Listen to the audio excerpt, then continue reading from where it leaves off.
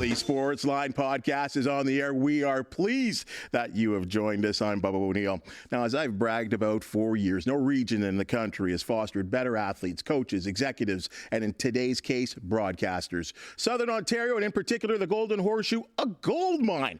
And the Sportsline Podcast is here for those individuals to bring you their stories.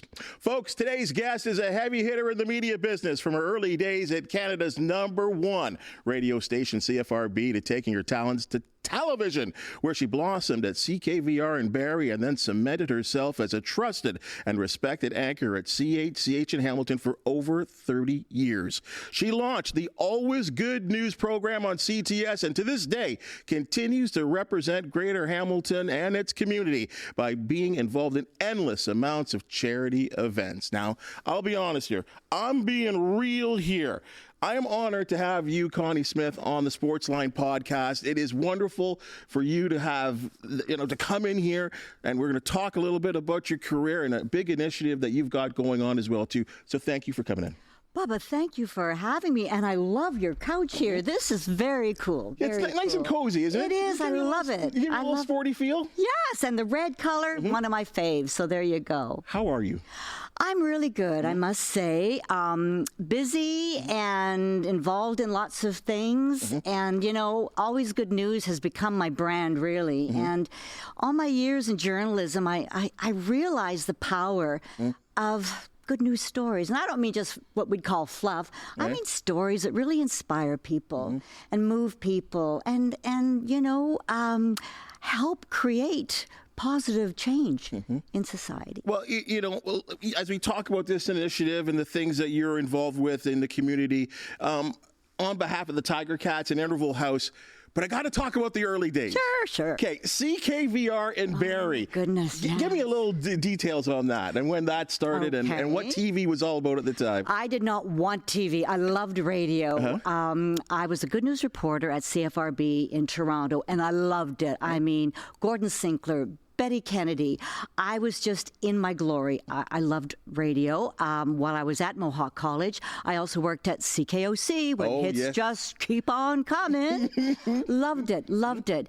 And my course at Mohawk then was 12 months first year, and then you interrelate your on camera or your semester with an internship. And my internship finished at CFRB. I came back to start my final year, and I was begging my news director, Con Stevenson at CKOC, to hire me when I finished. In the meantime, I was offered a job at CKVR through the great Norm Marshall. Is that? That's it. Bob Boland, Steve Ruddick. That's me at Mohawk College. So I was offered the job at CKVR, and I went, television, lights, yikes, cameras. That terrified me. And Con Stevens said, look, this is radio, that's TV, take the job. So I did. And at the time in that photo, I was the weather girl. And I was also general assignment reporter. Backup host, did everything up there. Shot my own film. We were on film, edited my own film, had a ball with the great Bob Boland, the great voice up there. And there's a young Steve Ruddick. I used to go and interview Barrie Flyers, hockey players for Steve Ruddick back then. And tell me a little. I mean, obviously we're based out of the Hamilton area. I have a lady friend in Barrie. Like Barrie was a completely different community at that point than it is what is right now. It had one tall apartment building, and I lived in about 4 or 5 different places in the 2 years I was there. I learned to drive a stick shift. I bought my Ford Pinto from Grandview Motors in Barrie, but I did not know how to drive a stick shift. And anyone in Barrie knows the hills and the Four Corners in downtown Barrie, and I learned how to do the whole, what's the other pedal called? That thing. The clutch. Thank you. The clutch and the gas. And so that was when I learned to drive a stick shift. Right. And my Pinto, I loved it, but then they started burning up a few years later. years, so I got rid of my Pinto. But it was a great 2 years. I learned everything. I learned how to write backwards on our big, giant plexiglass weather board. And we wrote on the board with grease crayons, like grease paint. We kept them in the freezer in the studio. But one day I didn't realize that the freezer had gone kaput. Right. And I grabbed my grease stick and I went to write on it, and it was just mush. So all I could draw was a messy sun and a cloud that kind of disappeared. But great experiences there, just great experiences. That's a great word that you use there, experience, because I have heard and I have seen this in, throughout my career, that if you can do weather, you can do anything in news television as well, too. And that opportunity doing weather at CKVR fostered something that I'm sure is very special to your heart, that move to Hamilton and to CHCH, which was a completely different place from what it is at this time. Tell me about those days. Well, when I started at CH, we were in a little old house. Most of the station was a group of old houses on Caroline Street and Hunter area. And the newsroom was a noisy place with teletype machines banging constantly. If you worked the night shift, which I often did, you'd have to clear the wires. Clearing the wires was a job, and you'd rip all the different stories coming off the teletype and hang them on the hooks. Local, national, sports, weather. And typing was on typewriters. There's no such thing as computers back then. Smokers everywhere. The air was blue. We used film cans. I did not smoke. And Karen Steele, my dear friend, who was the newsroom secretary at the time, we take film cans and bend little creases in them where all the smokers would put their butts. But you'd have to wipe off the keyboards because ashes would be falling through the typewriter keyboards. Oh, my goodness. Unbelievable. But yes, it was a joy to go out and shoot and not have to worry about having to edit it. But I did carry the tripod. Right. I was one of those reporters that helped with the cables, although I would be accused of causing reporters' knots from time to time in the cables. But we were shooting on film, and then there's quite an evolution as we went to videotape. And we were one of the first. Oh, my goodness. Yes, there were many hairstyles over the years. I covered city council for a number of years. That was covering the Spoons maybe one summer. The Spoons? Wow. I was the entertainment reporter. We had a segment called Billboard. I also did the weather at CH. I taught Matt Hayes everything he knows. So take that as you will. But dear Matt, also a great friend of mine, and I was doing the weather, but also reporting, and it came to the point where they wanted a full-time weather person. Right. I said, I still want to do news. So thankfully, Matt jumped in and just ran with it and did some great weather stuff. Oh, my goodness. And then I went on to do some more reporting, covering national political conventions and courts, a lot of courts and trials, and a lot of heavy stuff over the years. And going into videotape, I think we were one of the first crews to use a videotape camera. And I'm going to my camera, and this is never going to last. This is a pain. I like my film. But then it went from the big 2-inch tape to 3/4-inch cartridges, and then of course to cards. I don't even know what it's done on now. It's nothing. It's just in the air, isn't it? Yeah, it really is. 'Cause you're right. I remember those blue maxi tapes, and Beta obviously was when I kind of stepped in as well too. And it's funny because you were local anyway. This is where you came from, this area. Born in Hamilton. So was it important for you to get back home? And do you believe that's why you developed this kinship with the viewers and the listeners? And what was it that, I mean, there was an emotional attachment there. I not to embarrass you, but that's what I feel. Well, you're very right. You're very right. That's very true. I mean, my family, grew up in Burlington, but born in Hamilton. I really wanted to get into the Hamilton-Toronto market, and Hamilton was there. The opportunity was there, and Dick Gray hired me, and I mean, when you're with a station and on air for 32 years, you get to know people, and you're so involved with the community. The other thing, I was the first news anchor to have a baby, and my pregnancy was partly shared with the viewers for those 9 months. And it really developed a strong rapport. And I was doing the noon show with the incredible Tom Charrington. We launched the News at Noon back then. And we had big celebrities coming through. We had Tim Conway and Tom Poston were in town doing The Odd Couple. I was 9 months pregnant with a big floral dress on, and I'm introducing Tim Conway and Tom Poston, and all Tim is doing is staring at my belly. And I said, Tim, he said, sorry, I'm just watching your flowers grow. And we just kind of laughed for the whole half hour. But whether it was through getting to know all these celebrities coming through Hamilton was the place to be. The Charrington Show was on the air. Everyone running for Prime Minister made the Charrington Show. So we got to meet.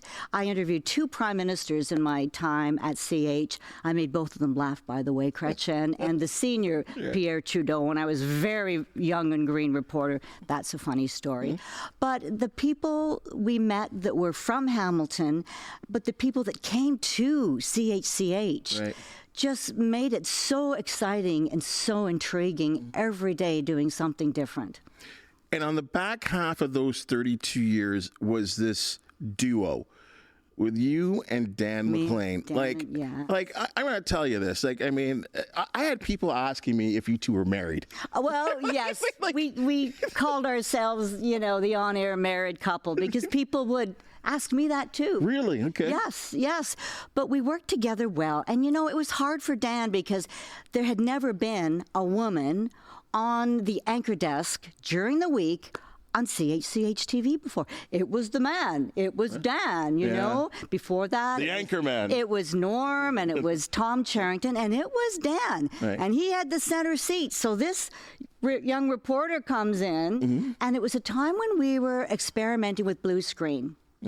And Barbara Frum was doing the Journal at the time. From CBC, okay. So I became the Barbara Frum of CHCH. We were doing double enders with the blue screen. We were covering a big trial that had just wrapped up.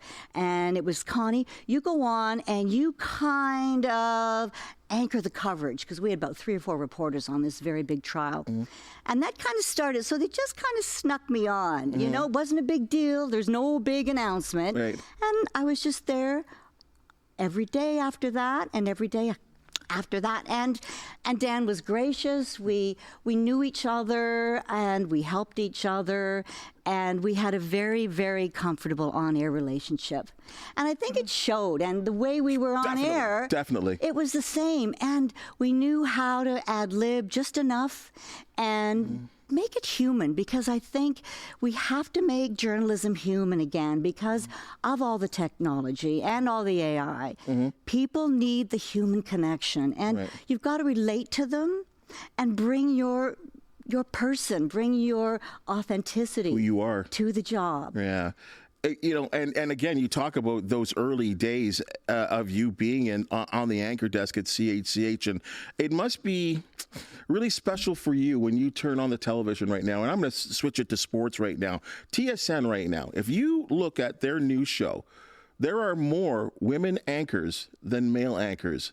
And we're starting to see that on news as well, too. And this is, as someone, Kathy Renwald, one of the first dear friend. It doesn't get talked about enough as one of the first women to be going in a locker room. She was in the locker room, and she covered the first Blue Jays game ever. And I'm, again, I'm a little younger.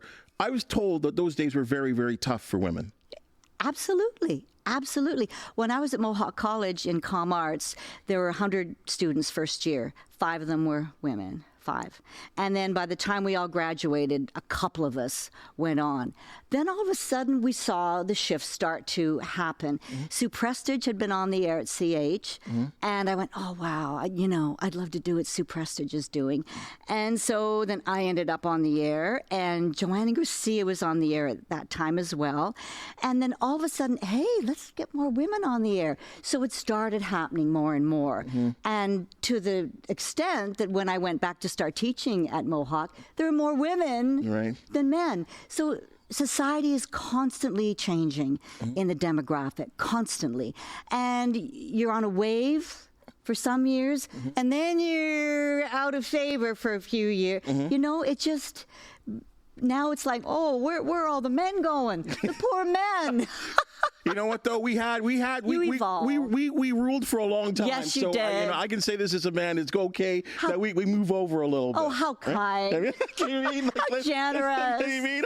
I got to be that, and really that's the way it is. And I don't care who you are. If you are, you know the goods. You know your information. You know your job. Absolutely. I don't care if you're black, white, women, brown, Asian. Absolutely. You know what I mean? And it's who you are exactly as a person. Yeah. Your authenticity, your skills, how you work well with people, how you can bring out the best in people, how you can make people feel comfortable to sit down and bring out their innermost thoughts. Right. And worries and concerns and hopes and desires. That's what makes a good professional across the board, regardless of who you are or what you do for a living. We just rolled some video, and hopefully we can roll it again, of you interviewing Mr. Braley on his first day of ownership. Oh, yes. He did not do interviews. You know what I mean? And you're sitting there in Ivor Wynne Stadium, and hopefully we can get to that video. I mean, like, look at this. I mean, I don't know if you remember this. Oh, yes. While, right? Like, because he did not do interviews. So there he is. You understand the connection that the Hamilton Tiger Cats have with this community. Oh. Can you explain that? Well, going back to when I was a little girl, I grew up with two sisters and my mom. My dad was just, the poor guy in the household. Even the dog was female. He'd watch his Ticats and watch the games, and because it wasn't a girl thing, we just went shopping. Now I love to see that women are involved and the whole family's involved. So growing up, knowing the Ticats, hearing the names, especially when I got into journalism, and seeing them out in the community, they are role models and they are mentors. And I don't know if it's too soon to segue into Interval House of Hamilton. Sure. But statistics have shown that sports, and coaches in particular, have a huge influence on the development of young people. And it's, more men than women, just because there are more males in sport. Not to say they don't have an impact on women as well, and women coaches, as they would have on young women as well. But knowing this, and knowing that so many sports figures are such heroes to young people, Interval House of Hamilton has reached out and partnered with the Tiger Cats, the Bulldogs, the Rock, Forge, all the sports organizations and sports teams in high schools. And we're involved in this incredible anti-violence training, mentor programming, coaching boys to men programming, and it is working. We are changing the culture where young people are in a social situation, whether they're at home, the way they talk, the way they walk, the way they walk the talk. And we are so inundated at Interval House, which is an exclusive shelter for women and children fleeing violence. Right. We are inundated. We are always over capacity. We are looking after these women and children. We are helping them find their way through the court system, paperwork. We are finding them homes. We are finding them jobs, which is great. Right. But how are we going to stem this? Right. How are we going to? Violence is increasing more than ever in Canada, and Hamilton's bad. Well, I mean, and I've talked to several police friends of mine that have told me that they're getting at times a call an hour, based on gender-based violence. Yep. And that's not good enough. I mean, we've got to be better. And I say that as a male, we have to be better. And I think that's amazing that you are hitting up people in sports because, yeah, right, it is still a male. There are so many women in sports, but it's still a male-dominated business. And you've got to get not so much into the minds of females, but us, males. Yes. And I think that's great that you're doing that. Yes. I mean, we're trying to embolden women. We're trying to reach out to rural women because almost half of Hamilton is rural. We don't realize that. And so many women feel so cut off in some rural areas. There's often firearms in rural situations, and they don't reach out. And and sexual abuse especially is the most underreported crime. So women and children are suffering. So yes, we're looking after those we can. We've started a new program where we are going into rural communities of Flamborough and Glanbrook and Upper Stony Creek. But we've got to start stemming the violence before it erupts in families and in office places. We've partnered with Leuna. We're going into union stations, into the workplace, blue-collar scenarios, because we're really trying to become leaders in creating more peaceful, safer environments for future generations. And to kind of bring everything together here, Power of Prevention. This is going to be a big show that's coming up here with yourself as the MC, I believe. Yes. And I believe there's a special guest that I don't even know. I don't either. It's a mystery Tie-Cat celebrity. Okay. It's free agent time, so nobody's talking. I don't know who my co-host is. Okay. I don't know. So we're waiting till like 2 weeks before, and we'll find out who the celebrity mystery Tie-Cat co-host will be. But it's a fantastic night. We have invited all kinds of local celebrity heroes. We have coaches and teachers, athletes themselves, who are going to be actually speaking to the impact that all this training has had on them. It's working. It's changing the way they think, the way they act, but it's also teaching young people how to step in, how to call someone out and say, that's not right. Not cool. It's not cool. And by teaching this and empowering young people to do this in a peaceful way that is non-inflammatory, we're going to create change for good.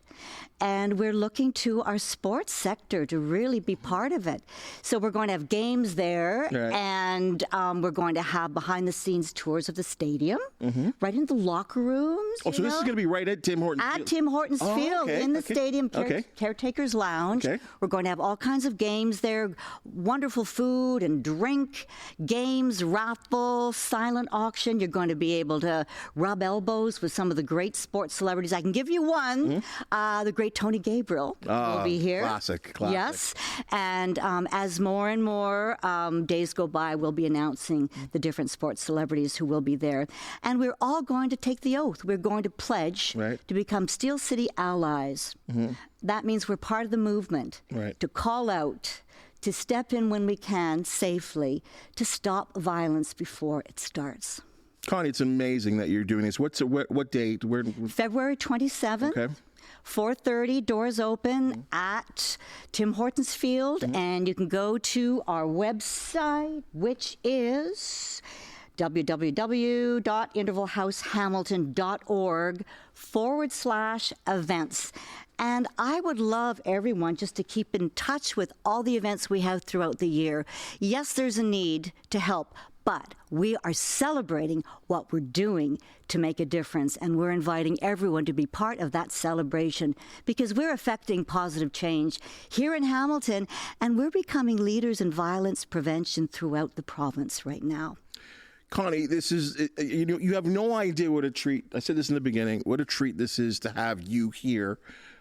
You know, as a representative of CHCH, I mean, we're coming up on our 70th anniversary. Yes. You put together the basis of what this great station is and why we've been on the air for 70 years. And, you know, even taking it further, what you're doing right now, giving back to this community, you don't need to do this. You know, you're retired, but you're still out there, and not even just this cause, but I know there are many other causes as well, too, that you represent and have done so for many years.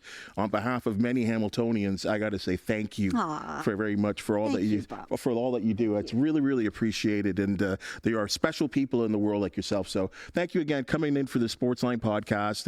My first week. I'm honored, and congratulations, Bubba. This is amazing. Thank you so much. Thank you so much. I mean, I said it borders on sports, but it's more about people and people like you that we need to talk to. So thank you for coming in, and we appreciate your time. Thank you, Bubba. Well, folks, if you have a local team to promote, believe a budding athlete deserves a platform, or you just want to talk some sports, the Sportsline Podcast is seeking you. Now, you can always contact me at many of the CHCH social media platforms, and we'll get you on the podcast. Please subscribe to Sportsline Podcast on TikTok, YouTube. Hit that thumbs up or 5-star button so you always get the latest and greatest. For the outstanding hands and minds that make this production possible, merci, and we'll see you tomorrow.